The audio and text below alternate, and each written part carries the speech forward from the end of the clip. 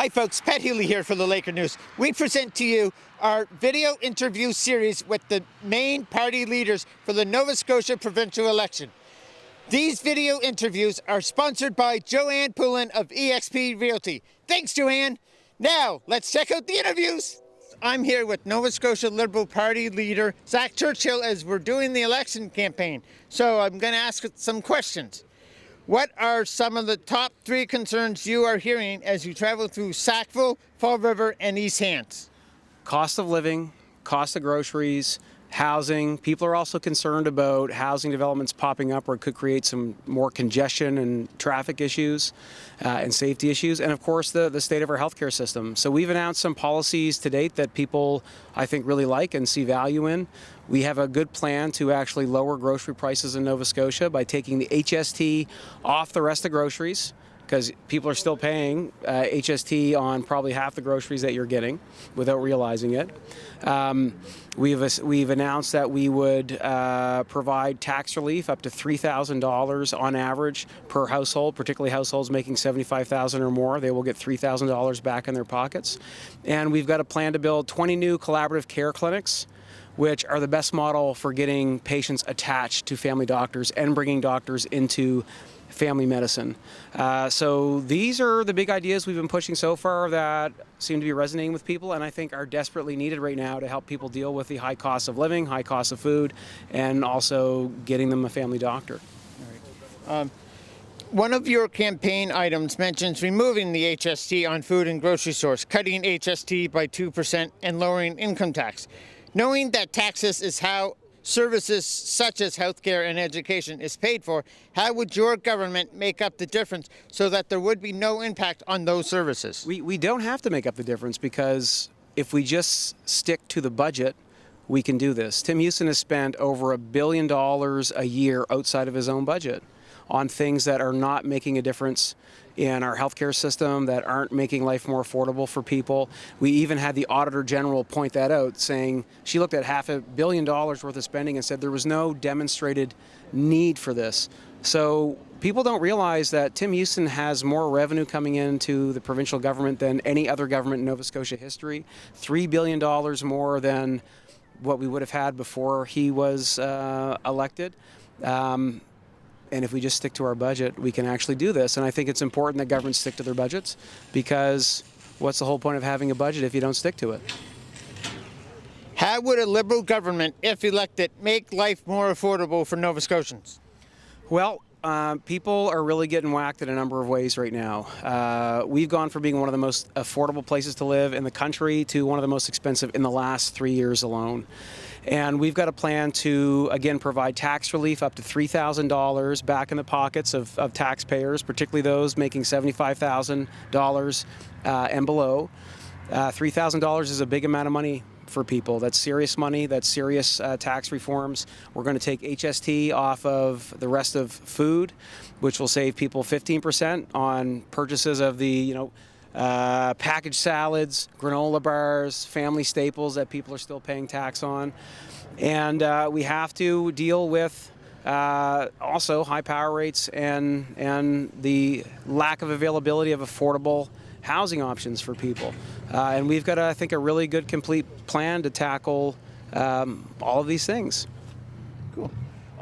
In Beaverbank, Fall River, and even further up in Enfield and Emsdale, there are many commuters going to work in Halifax and taking their own vehicles because transit just isn't an option or doesn't exist. How would your government, if elected, make transit from these areas a priority?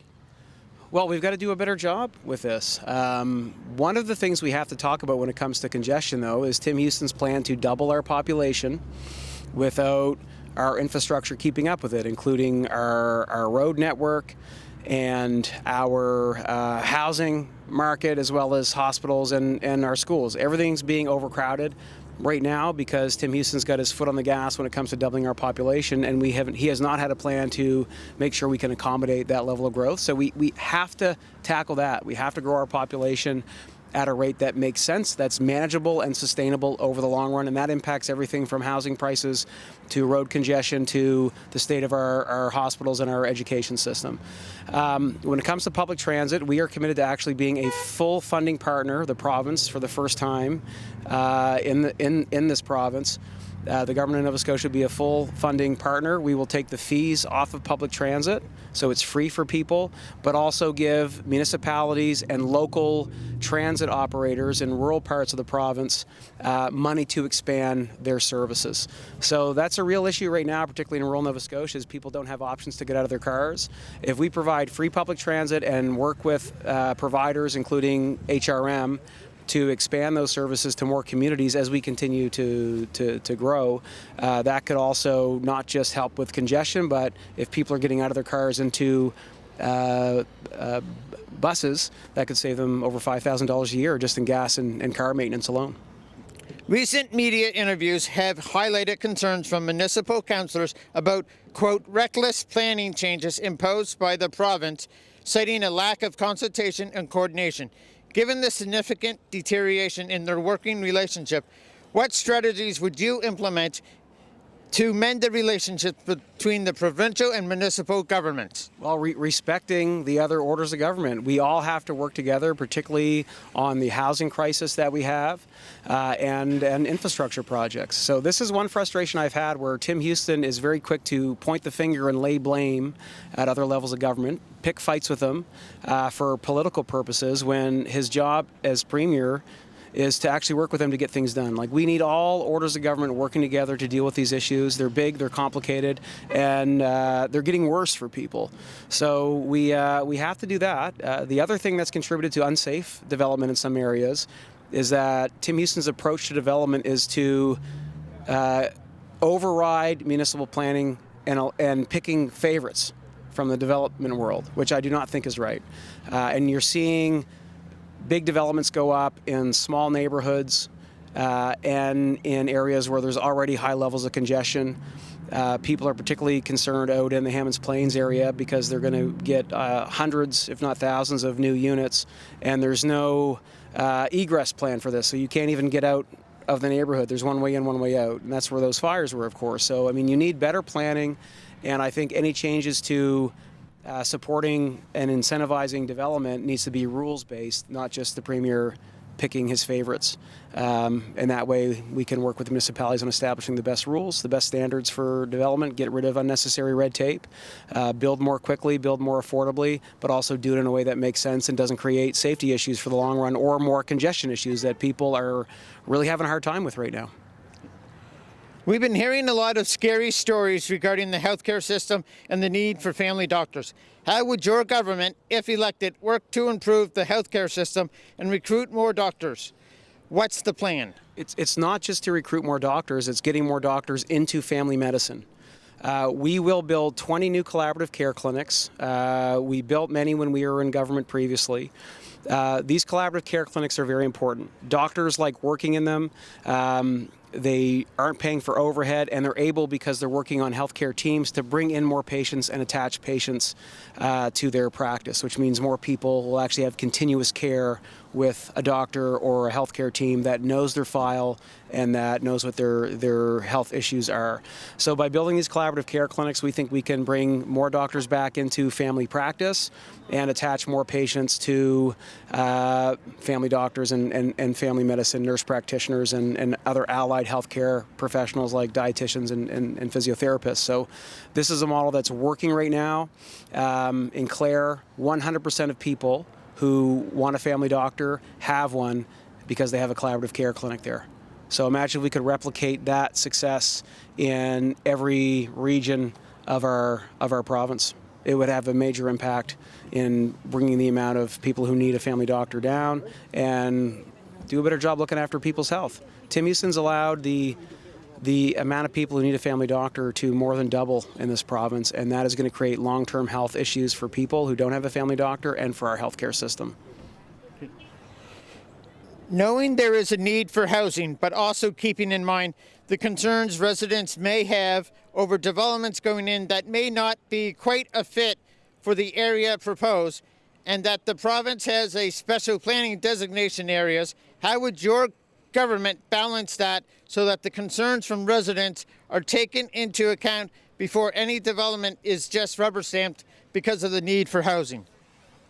Right, so that's the problem right now is Tim Houston's trying to double the population, and then he's in a rush to catch up with housing development, and there's developments happening in neighborhoods that it doesn't make sense. You know, you've got multiplexes going in with hundreds of units in a single family house neighborhood without multiple ways to get in and out. That's going to create problems.